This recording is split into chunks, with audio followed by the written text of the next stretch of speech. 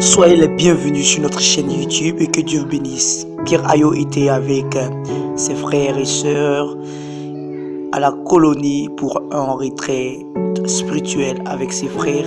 Que Dieu vous bénisse et que la grâce de Dieu soit sur vous. Aujourd'hui, nous parlerons du but de la création des frères et sœurs.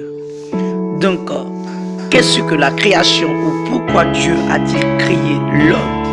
Vous comprendrez que Dieu a créé toutes choses pour un but bien précis. Même le méchant, dans le livre de Proverbes 16, verset 4, vous comprenez que même Dieu a créé toutes choses pour un but précis.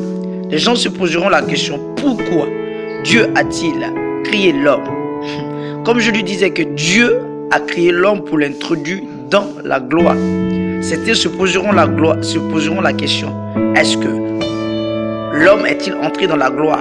Romains 3, verset 23 nous dit que l'homme a péché et est privé de la gloire de Dieu. Selon le livre de la Genèse, de Genèse 2, verset 7, l'homme est une créature de Dieu composée de la poussière et de souffle de vie. Sans le péché, l'homme ne pourrait-il entrer dans la gloire? C'est la question dont ces gens se posent.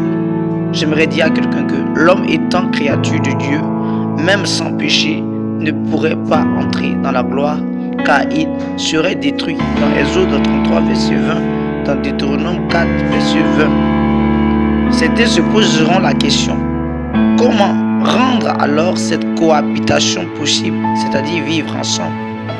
L'homme doit avoir la même nature de Dieu, c'est-à-dire il doit être engendré de Dieu, devenir enfant de Dieu.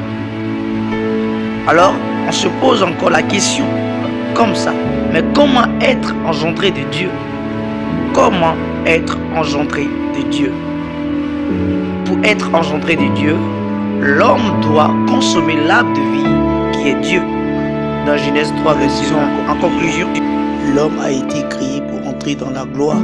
Mais si ce dernier n'est pas engendré de Dieu, il ne peut entrer dans la gloire, mais il serait complètement détruit dans Exode 33.